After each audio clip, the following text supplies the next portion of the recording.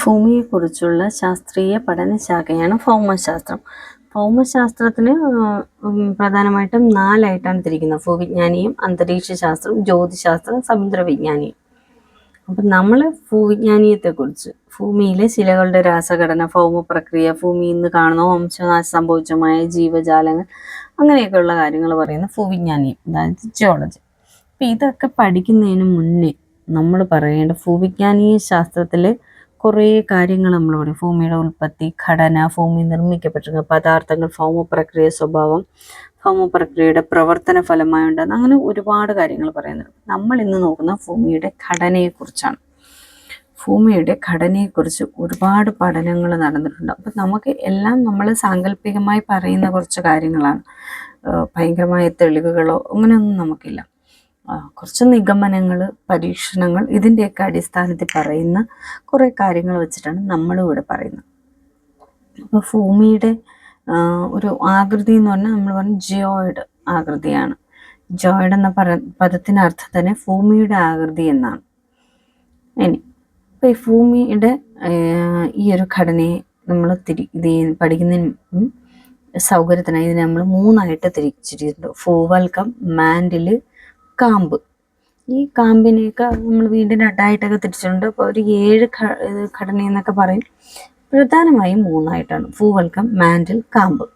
അതിൽ ഭൂവൽക്കം അല്ലെങ്കിൽ ക്രസ്റ്റ്, ഭൂമിയുടെ ഏറ്റവും പുറമേയുള്ള ഖരഭാഗമാണ് ഭൂവൽക്കം. ഈ ഭൂവൽക്കത്തിലാണ് നമ്മളുള്ളത്. ശിലകളുടെയും ധാതുക്കളുടെയും കലവറയാണ് ഭൂവൽക്കം എന്ന് പറയുന്നത്. മാത്രമല്ല, ഭൂവൽക്കത്തിന് അറിയപ്പെടുന്നത് ബാഹ്യ സിലിക്കേറ്റ് മണ്ഡലം എന്നാണ്. ശിലാനിർമ്മിതമായ കട്ടിയുള്ള ഭാഗം കൂടിയാണ് ഭൂവൽക്കം.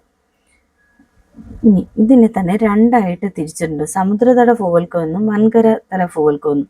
സമുദ്രതല ഭൂവൽക്കത്തിൽ ഏകദേശം 5 കിലോമീറ്റർ വരെയൊക്കെയാണ് ഇതിന് കട്ടിയുള്ളത്. പക്ഷെ വൻകര ഭൂവൽക്കത്തിൽ ഏകദേശം 30 കിലോമീറ്റർ വരെ കട്ടിയുണ്ട്. ഉത്തരപർവ്വത മേഖലയിൽ ഉൾപ്പെട്ട ഹിമാലയ പർവ്വതം ഒക്കെ വരുന്ന ഭാഗങ്ങളിൽ 70 കിലോമീറ്റർ വരെ കട്ടിയുണ്ട്. ഭൂവൽക്കത്തിന് തൊട്ട് താഴെയായി ശിലകൾ ദ്രവാവസ്ഥയിൽ സ്ഥിതി ചെയ്യുന്ന താരതമ്യേന ഉയർന്ന സാന്ദ്രതയുള്ള മേഖലയാണ് അസ്തനോസ്ഫിയർ. ഭൂവൽക്കത്തിൽ വൻകര ഭാഗങ്ങളുടെ മുകൾ തട്ട് അറിയപ്പെടുന്ന സിയാൽ, അല്ലെങ്കിൽ അതായത് സിലിക്കണും അലൂമിനിയവും കൂടെ ചേർന്നുള്ള ഭാഗം. സിയാലിന് തൊട്ടു താഴെയായി കാണപ്പെടുന്നത് സിമ, സിലിക്കണും മഗ്നീഷ്യവും കൂടെയുള്ള. സാധാരണയായി പറയുന്നത് സിയാൽ എന്ന് പറയുന്നത് വൻകര ഭാഗങ്ങളുടെ മുകൾ തട്ടും, സിമ എന്ന് പറയുന്നത് നമ്മുടെ സമുദ്ര തീരങ്ങളുടെ അടിത്തട്ടുമാണ്. ലിത്തോസ്ഫിയറിന് താഴെ അർദ്ധദ്രാവകാവസ്ഥയിൽ സ്ഥിതി ചെയ്യുന്ന ഭാഗമാണ് ആസ്തനോസ്ഫിയർ. അടുത്തത് മാൻഡിൽ. ഭൂമിയുടെ ഉള്ളറയിൽ ഭൂവൽക്കത്തിൽ തൊട്ട് താഴെയുള്ള പാളിയാണ് മാൻഡിൽ എന്ന് പറയുന്നത്. ഈ ഭൂവൽക്കവും മാൻഡിലും തമ്മിലൊരു വിഛിന്നതയുണ്ട്, അല്ലെങ്കിൽ ഡിസ്കണ്ടിന്യൂറ്റി ഉണ്ട്. അതിനെയാണ് നമ്മൾ മൊഹറോവിസിക് ഡിസ്കണ്ടിന്യൂറ്റി അഥവാ മൊഹോ ഡിസ്കണ്ടിന്യൂറ്റി അല്ലെങ്കിൽ മൊഹോ വിഛിന്നത എന്ന് പറയും.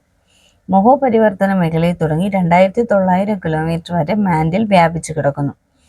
ഭൂവൽക്കവും മാൻഡിലിൻ്റെ ഉപരിഭാഗവും ചേർന്നുള്ള ഭാഗം അറിയപ്പെടുന്നത് ശിലാമണ്ഡലം അഥവാ ലിത്തോസ്ഫിയർ എന്നാണ്. പാറക്കെട്ട് നിറഞ്ഞ മണ്ഡലം ആയിട്ടാണ് ശിലാമണ്ഡലം കണക്കാക്കുന്നത്. ശിലാമണ്ഡലം ഏകദേശം 10 മുതൽ 200 കിലോമീറ്റർ വരെ വ്യത്യസ്ത കനത്തിൽ നിലകൊള്ളുന്നു.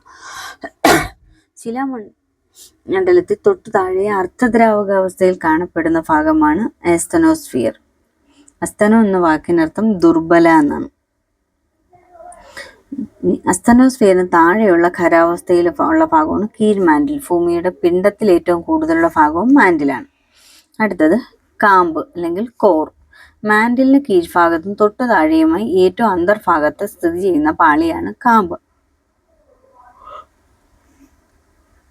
2900 കിലോമീറ്റർ ആഴത്തിൽ അവസാനിക്കുന്ന മാൻഡിലിന്റെ അതിർവരമ്പിൽ നിന്നാണ് കാമ്പ് ആരംഭിക്കുന്നത്.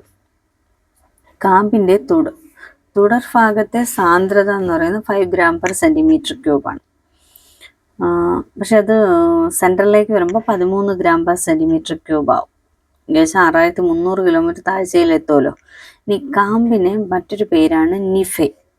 അതങ്ങനെ പറയാൻ കാര്യം നിക്കലും അയണും കൊണ്ടാണ് ആ ഭാഗം നിർമ്മിച്ചിരിക്കുന്നത്.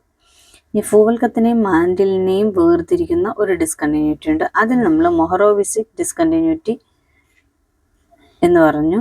അതുപോലെ തന്നെ ഇവിടെ മാൻഡിലിൻ്റെയും കാമ്പിനെയും ഒരു അതിർവരമ്പുണ്ട്. അതിന് നമ്മൾ ഗട്ടൻബർഗ് ഡിസ്കണ്ടിന്യൂറ്റി അല്ലെങ്കിൽ ഗട്ടൻബർഗ് വിച്ഛിന്നത എന്നാണ് പറയുന്നത്. പുറക്കാമ്പ് ദ്രാവകാവസ്ഥയിലാണ്.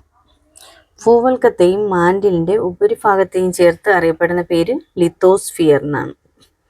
ഇനി ശിലാമണ്ഡലങ്ങൾക്ക് താഴെയായി ശിലാപദാർത്ഥം ഉരുകി അർദ്ധദ്രാവകാവസ്ഥയിൽ കാണപ്പെടുന്ന ഭാഗം നമ്മൾ ആസ്തനോസ്ഫിയർ എന്ന് പറയും.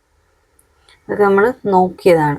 ഇനി കുറച്ച് പ്രീവിയസ് ആയിട്ട് ചോദിച്ച കുറച്ച് ക്വസ്റ്റ്യൻസ് കൂടെ നോക്കാം. കടൽ ഈ ഒരു ഭാഗത്തുനിന്ന് ചോദിച്ച കുറച്ച് ക്വസ്റ്റ്യൻസ് മാത്രം. ഭൂമിയുടെ പുറന്തോട് അറിയപ്പെടുന്നത് ഭൂവൽക്കം. ഭൂമിയുടെ പാളിയിൽ ഏറ്റവും കട്ടി കുറവുള്ളത് ഭൂവൽക്കം. ഭൂവൽക്കത്തിൻ്റെ ശരാശരി ആഴം 0 മുതൽ 40 കിലോമീറ്റർ വരെ.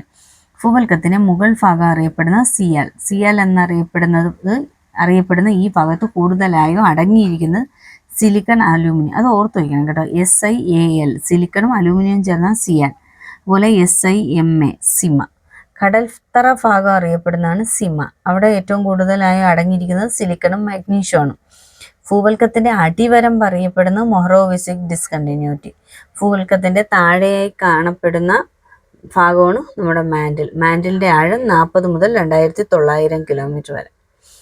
ഭൂമിയുടെ വ്യാപ്തത്തിൻ്റെ എത്ര ശതമാനമാണ് മാൻഡിൽ? അത് നമ്മൾ നോക്കാത്ത ക്വസ്റ്റ്യൻ. 84%. മാൻഡിലിൽ പദാർത്ഥങ്ങൾ കാണപ്പെടുന്ന അവസ്ഥ ഖരാവസ്ഥ. മാൻഡിലിന് താഴെ കാണുന്ന മണ്ഡലമാണ് കാമ്പ്. ഈ കാമ്പിനെ രണ്ടായിട്ട് തിരിച്ചിട്ടുണ്ട്.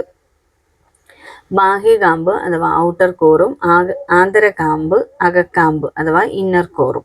ഭൂമിയുടെ ആകെ വ്യാപ്തത്തിൻ്റെ എത്ര ശതമാനമാണ് അകക്കാമ്പ്? 16%. ബാഹ്യ അകക്കാമ്പിൻ്റെ ആഴം 2500 മുതൽ 5150 കിലോമീറ്റർ വരെ. ആന്തര അകക്കാമ്പിൻ്റെ ആഴം 5150 മുതൽ 6370 കിലോമീറ്റർ വരെ. ഏതൊക്കെ പദാർത്ഥങ്ങളുടെ മിശ്രിതമാണ് അകക്കാമ്പ്? ഇരുമ്പും നിക്കലും. ഇരുമ്പ്, നിക്കൽ എന്നിവയാൽ നിർമ്മിതമായതിനാൽ ഈ ഭാഗം അറിയപ്പെടുന്ന ഒരു പേരാണ് നിഫെ. ഇതൊക്കെ നമ്മൾ പറഞ്ഞതാണ്. ദ്രാവകാവസ്ഥയിൽ കാണപ്പെടുന്ന അകക്കാമ്പാണ് ബാഹ്യ അകക്കാമ്പ്.